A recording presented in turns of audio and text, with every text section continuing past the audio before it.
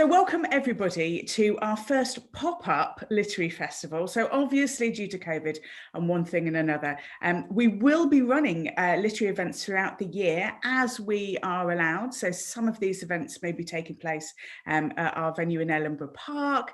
Some of those things might be taking place at the museum. So we're just gonna wing it basically and pop it up all over the place.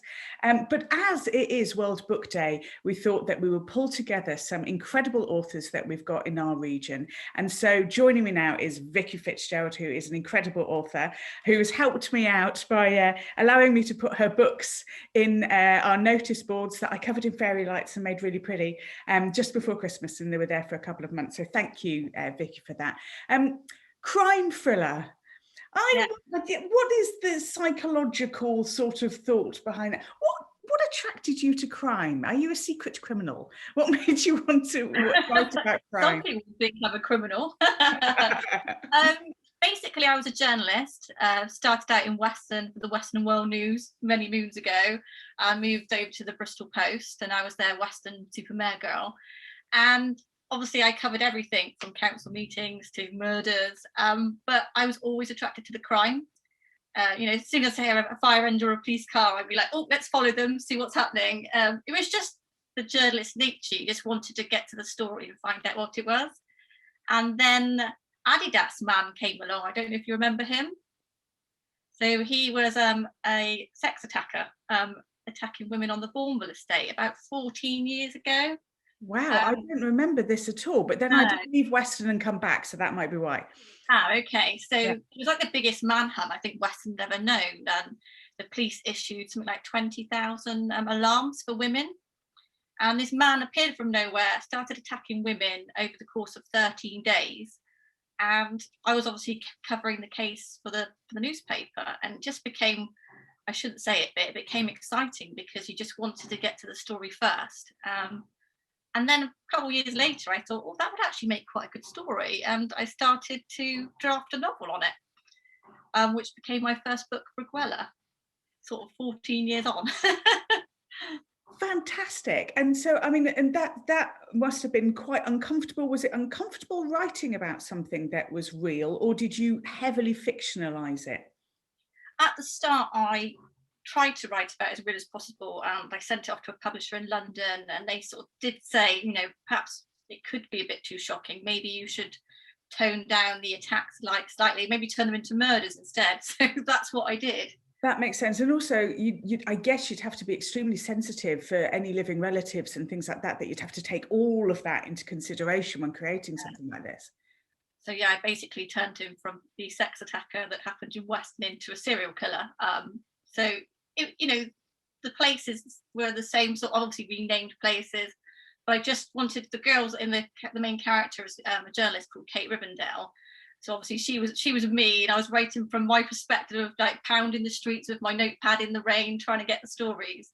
It was exciting, but I sent it off and I was told, we want you to change this. We want 30 to 40,000 more words. And I just had my son, and I was like, I haven't got time for this. So I don't know why, I put it on the back burner, and it sat in the cupboard for years and years and years. And then one day I thought, I want to follow my dream. I want to finish the book. I want to do it properly this time and write full time. So there's been no going back since then. And just to put this into perspective for anyone who's watching, about 30 to 40,000 more words. The average book is about 65 to 70,000 words. That's an average book. If you wanted to create an ebook that was going on Amazon, you would have to have a minimum of 30,000 words. So we're basically saying that she was asked to write half the book again. That's quite a lot. They wanted 100 up to 100,000 words back then. So this was like 10 years ago. So I think my word count was probably 60,000 back then. And they were like, no, we need to aim closer to 100,000. And I was, wow, that's a lot more writing.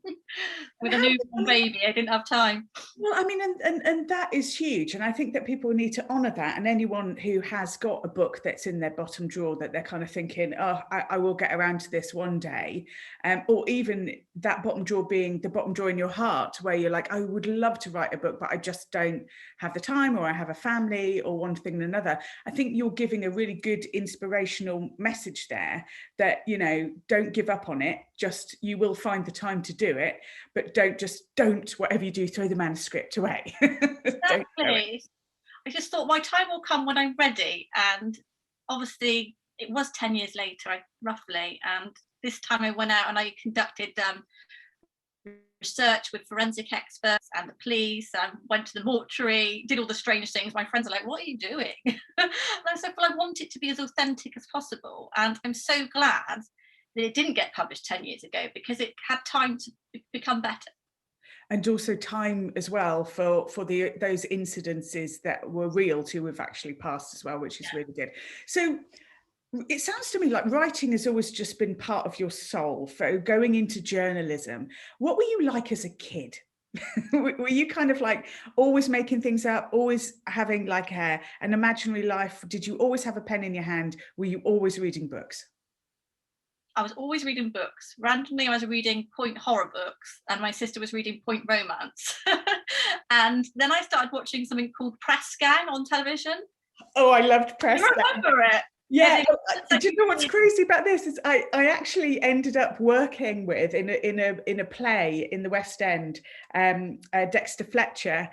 He was in When Harry Met Sally, and I was stage managing, and it took me ages to speak to him because I was just like, and then eventually I kind of said, oh my God, I really fancied you when you were in Press Gang. He said, you know, I hate that. And I was like, oh God, I'm really sorry. And he went, well, everyone always says they used to fancy me.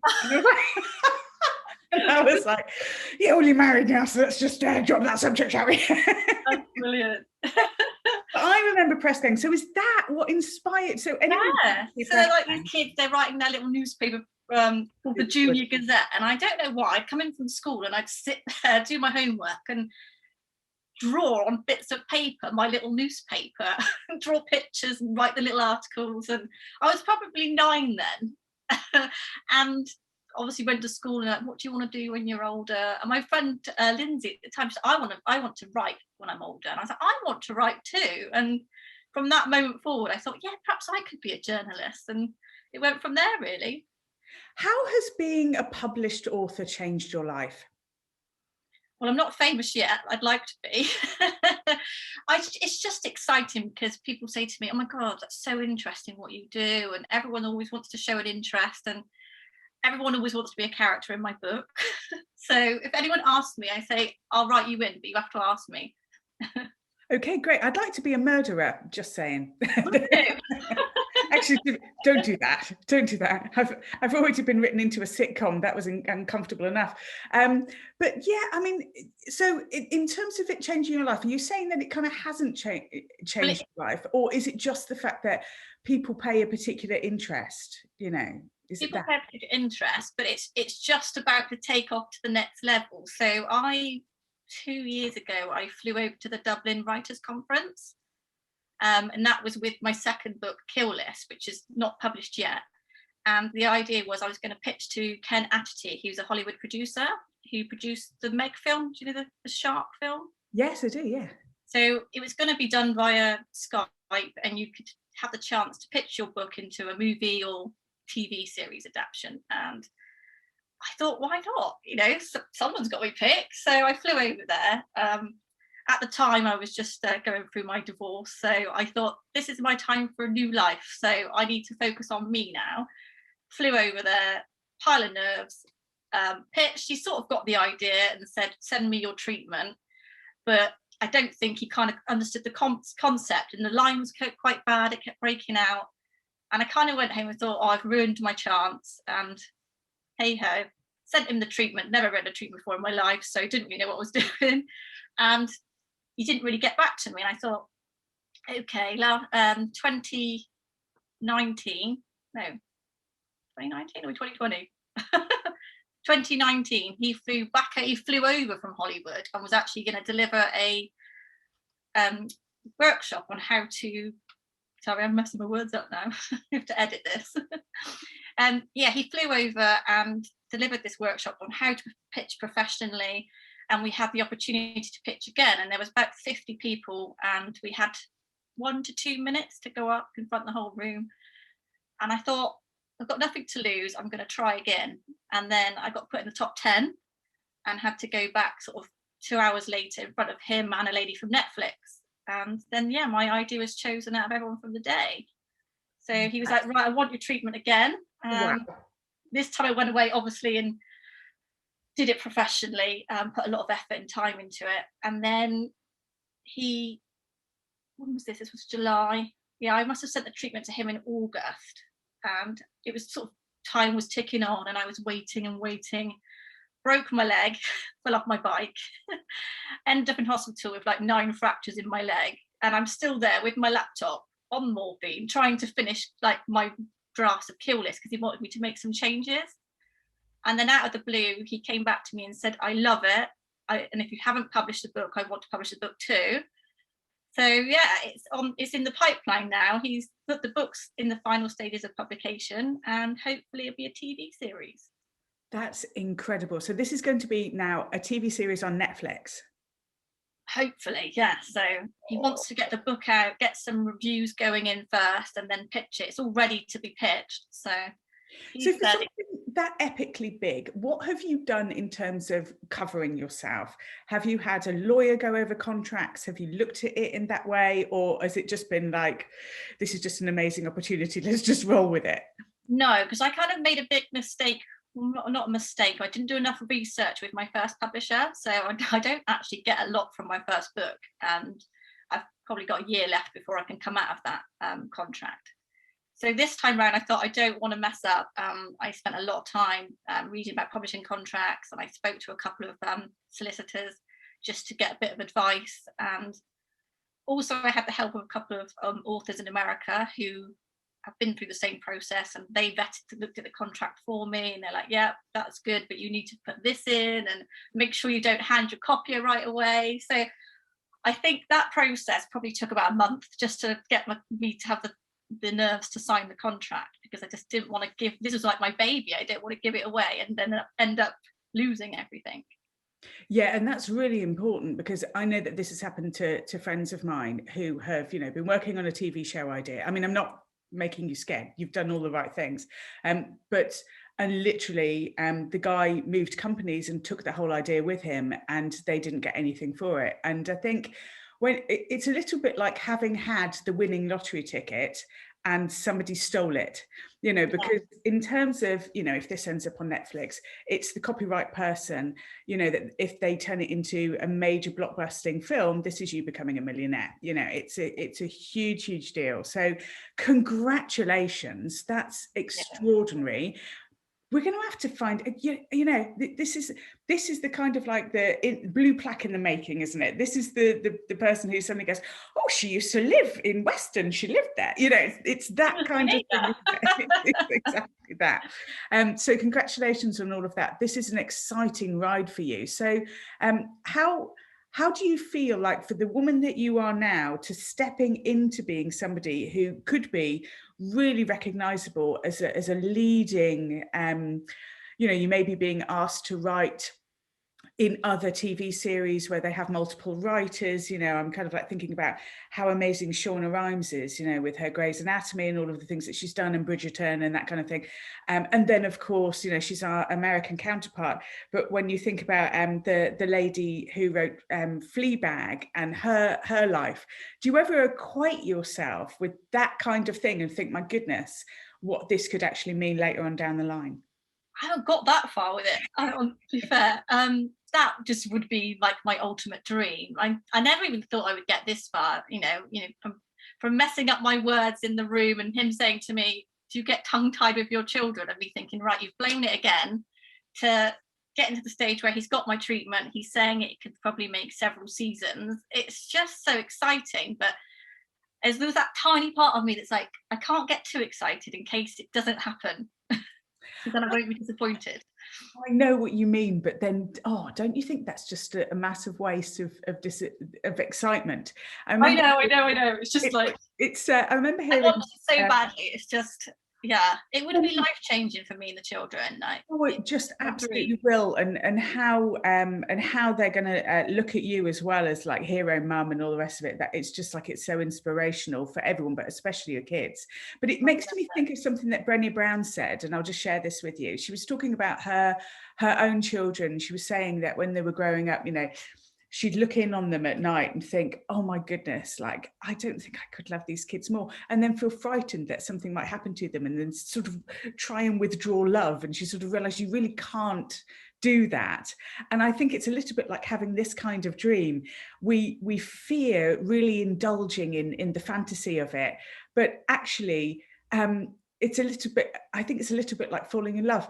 The opening of something like that, the fantasy of something like that is so much more enjoyable than the reality, you know? And so just enjoy it, just enjoy the fantasy of it. Like, when are we going to Hollywood? Can we come with you? And I'm like, if we get to go over there, yes, of course you're going to come with me. And then they're like, can we go and visit the scene from what's the TV show they watch with the werewolves?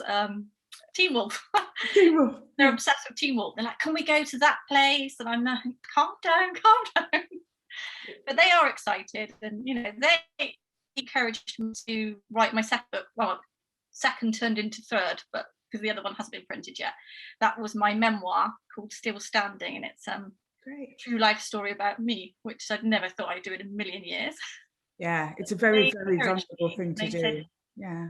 you make us feel proud, Mum. So that's nice, because I've shared a lot of true things about my life that, you know, been very brave enough to expose my secrets and things I've been through, and thought they might hate me for doing so, but they don't. They admire me, and I think that's nice. It's really nice. And if you just help one person feel differently about their life and their situation by having become that vulnerable, I think that's just everything you need. And as an author myself, occasionally I get thank you letters come through, like thank you emails, not really letters so much. My dog's just deciding to kick me. But I'll like get thank you emails, you know, oh, your book really inspired me, or it changed my life, or it made me think differently about something like that. And that to me is worth all of the hours of sitting on a hard wooden chair thinking I really ought to get a more comfortable office chair, not doing that, and writing, you know, and yeah, it's the fear of the blank page. But when you project yourself into a time period where this will all be done, and the potential and possibilities and the excitement, I bet you're really glad that you dragged that very first manuscript out of that drawer. Gosh, yes, yeah. Just think I would probably still be running my PR company, and I was working 11-hour days and trying to look after the children, and I just thought, no, I don't want to do this anymore. I want to write books. And I just thought, if you don't take the plunge, you don't chase your dreams, you never know, do you? What an amazing place to end this conversation. Thank you so much, Vikki. You are an inspiration, and Weston-super-Mare is proud of you, and where you live as well, because I know you slightly know. But yes, so thank you ever so much for the chat, and Thanks for having me. and happy World Book Day. Happy World Book Day to you also.